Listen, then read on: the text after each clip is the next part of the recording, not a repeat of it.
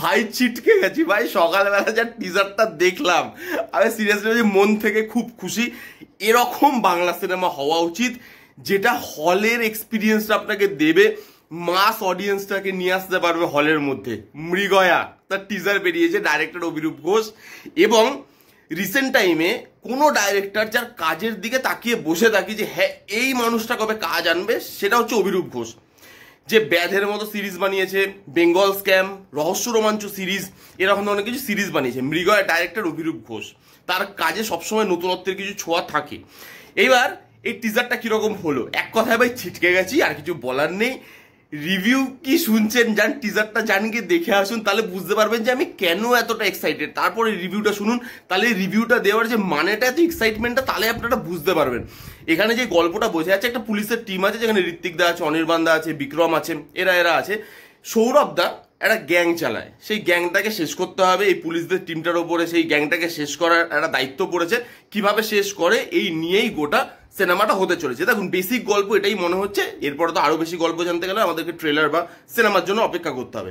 এবার এই টিজারটায় আসি ভাই, কাস্টিং, এটা কাস্টিং ঋত্বিক দাকে কি লাগছে, বিক্রম ভাই পুরো লুক চেঞ্জ করে দিয়েছে, অনির্বাণ দা একটা হেডফোন ঝুলিয়ে, এই আমি একেন বাবু দেখে এলাম, ওই একেন বাবুর সাথে মানুষটার কোনো মিলই নেই।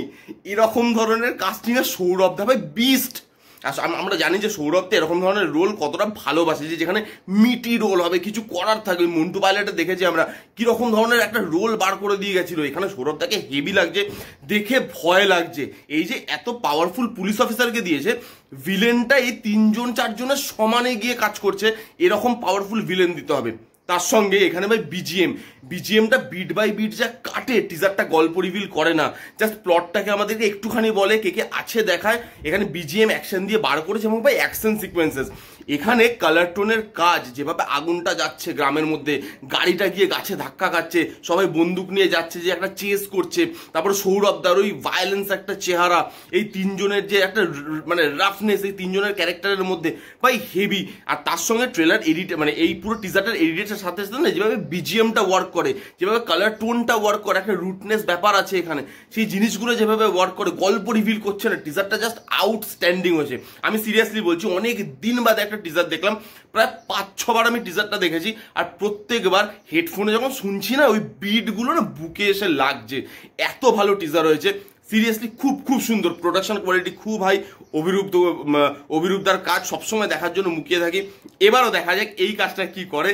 ট্রেলারের জন্য ভাই মুখিয়ে রইলাম। সিরিয়াসলি এই মুভিটা হলে গিয়ে দেখতেই হবে, first day first show. Bangla সিনেমার এই যে ক্রেজ, এটাকে ফিরিয়ে আনতে হবে, তবে মানুষ হলে যাবে। আউটস্ট্যান্ডিং টিজার, যারা যারা দেখেননি জানি গিয়ে দেখুন। আমার টিজারটা এক কথা খালি ভালো লাগেনি, আমি ছিটকে গেছি, উড়ে গেছি, অভিভূত হয়ে গেছি। এই ছিল মৃগয়ার টিজারের রিভিউ। কারা কারা দেখেছেন কমেন্ট করে জানান আপনাদের কিরকম লাগলো, আর যারা যারা দেখেননি কি করছেন যান গিয়ে দেখে ফেলুন।